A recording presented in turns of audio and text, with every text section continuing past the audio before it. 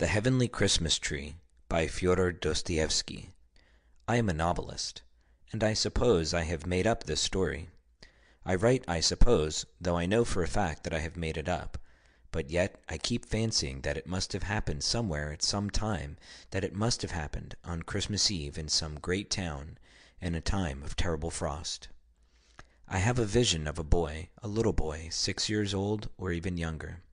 This boy woke up that morning in a cold, damp cellar. He was dressed in a sort of little dressing gown, and was shivering with cold.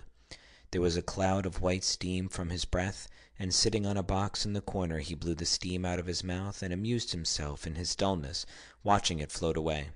But he was terribly hungry. Several times that morning he went up to the plank bed where his sick mother was lying on a mattress as thin as a pancake, with some sort of bundle under her head for a pillow. How had she come here? She must have come with her boy from some other town and suddenly fallen ill. The landlady who let the corners had been taken 2 days before to the police station. The lodgers were out and about as the holiday was so near, and the only one left had been lying for the last 24 hours dead drunk, not having waited for Christmas. In another corner of the room, a wretched old woman of 80, who had once been a children's nurse, but was now left to die friendless, was moaning and groaning with rheumatism, scolding and grumbling at the boy, so that he was afraid to go near her corner. He had got a drink of water in the outer room, but could not find a crust anywhere, and had been on the point of waking his mother a dozen times. He felt frightened at last in the darkness. It had long been dusk, but no light was kindled. Touching his mother's face, he was surprised that she did not move at all, and that she was as cold as the wall. "It is very cold here," he thought. He stood a little, unconsciously letting his hands rest on the dead woman's shoulders. Then he breathed on his fingers to warm them, and then quietly fumbling for his cap on the bed, he went out of the cellar. He would have gone earlier, but was afraid of the big dog which had been howling all day at the neighbor's door at the top of the stairs. But the dog was not there now, and he went out into the street. Mercy on us, what a town! He had never seen anything like it before. In the town from which he had come, it was always such black darkness at night. There was one lamp for the whole street. The little low-pitched wooden houses were closed up with shutters. There was no one to be seen in the street after dusk. All the people shut themselves up in their houses, and there was nothing but the howling of a pack of dogs, hundreds and thousands of them, barking and howling all night. But there it was, so warm, and he was given food, while here, oh dear, if he only had something to eat! And what a noise and rattle here, what light, and what people, horses and carriages, and what a frost! The frozen steam hung in clouds over the horses, over their warmly breathing mouths. Their hoofs clanged against the stones through the powdery snow, and everyone pushed so, and oh dear, how he longed for some morsel to eat, and how wretched he suddenly felt. A policeman walked by and turned away to avoid seeing the boy. Here was another street. Oh, what a wide one! Here he would be run over for certain. How everyone was shouting, racing, and driving along, and the light, the light! And what was this? A huge glass window, and through the window a tree reaching up to the ceiling. It was a fir tree, and on it were ever so many lights, gold papers, and apples, and little dolls and horses. And there were children, clean and dressed, in their best, running about the room, laughing and playing and eating and drinking and something. And then a little girl began dancing with one of the boys. What a pretty little girl! And he could hear the music through the window. The boy looked and wondered and laughed. Through his toes were aching with the cold, and his fingers were red and stiff so that it hurt him to move them. And all at once the boy remembered how his toes and fingers hurt him, and began crying, and ran on. And again through another window pane he saw another Christmas tree, and on a table cakes of all sorts, almond cakes, red cakes, and yellow cakes. And 3 grand young ladies were sitting there, and they gave the cakes to anyone who went up to them, and the door kept opening. Lots of gentlemen and ladies went in from the street. The boy crept up, suddenly opened the door, and went in. Oh, how they shouted at him and waved him back! One lady went up to him hurriedly and slipped a kopeck in his hand, and with her own hands opened the door into the street for him. How frightened he was! And the kopeck rolled away and clinked upon the steps. He could not bend his red fingers to hold it tight. The boy ran away and went on, where he did not know. He was ready to cry again, but he was afraid, and ran on and blew his fingers. And he was miserable, because he felt suddenly so lonely and terrified, and all at once, mercy on us! What was this again? People were standing in a crowd, admiring. Behind a glass window there were 3 little dolls, dressed in red and green dresses, and exactly as though they were alive. One was a little old man, sitting and playing a big violin.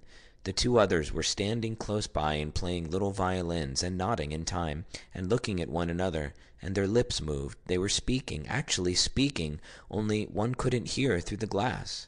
And at first the boy thought they were alive, and when he grasped that they were dolls, he laughed. He had never seen such dolls before, and had no idea there were such dolls. And he wanted to cry, but he felt amused by the dolls. All at once he fancied that someone caught at his smock behind. A wicked big boy was standing beside him, and suddenly hit him on the head, snatched off his cap, and tripped him up.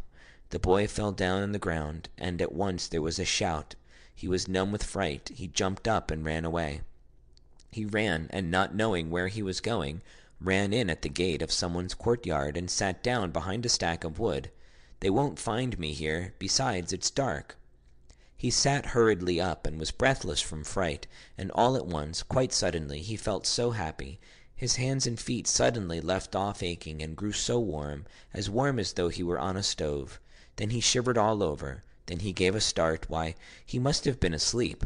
How nice to have a sleep here!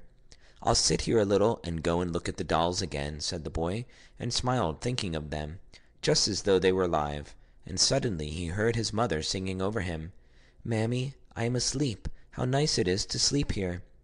"Come to my Christmas tree, little one," a soft voice suddenly whispered over his head. He thought that this was still his mother, but no, it was not she. Who it was calling him he could not see, but someone bent over and embraced him in the darkness, and he stretched out his hands to him, and all at once, oh, what a bright light! Oh, what a Christmas tree! And yet it was not a fir tree. He had never seen a tree like that. Where was he now? Everything was bright and shining, and all round him were dolls. But no, they were not dolls. They were little boys and girls, only so bright and shining. They all came flying around him. They all kissed him, took him and carried him along with them, and he was flying himself. And he saw that his mother was looking at him and laughing joyfully. "Mammy, Mammy, oh, how nice it is here, Mammy." And again he kissed the children, and wanted to tell them at once of those dolls in the shop window. "Who are you, boys? Who are you, girls?" he asked, laughing and admiring them. "This is Christ's Christmas tree," they answered. "Christ always has a Christmas tree on this day for the little children who have no tree of their own."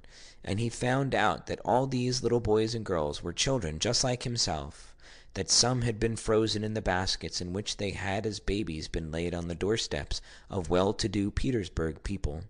Others had been boarded out with Finnish women by the foundling and had been suffocated. Others had died at their starved mothers' breasts in the Samara famine. Others had died in the third-class railway carriages from the foul air. And yet they were all here. They were all like angels about Christ. And he was in the middle of them, and held out his hands to them, and blessed them and their sinful mothers. And the mothers of these children stood on one side weeping. Each one knew her boy or girl. And the children flew up to them and kissed them and wiped away the tears with their little hands, and begged them not to weep because they were so happy. And down below in the morning the porter found the little dead body of the frozen child on the woodstack. They sought out his mother too. She had died before him. They met before the Lord God in heaven. Why have I made up such a story, so out of keeping with an ordinary diary and a writer's above all? And I promised 2 stories dealing with real events. But that is just it. I keep fancying that all this may have happened really, that is, what took place in the cellar and on the woodstack. But as for Christ's Christmas tree, I cannot tell you whether that could have happened or not. End of The Heavenly Christmas Tree by Fyodor Dostoevsky.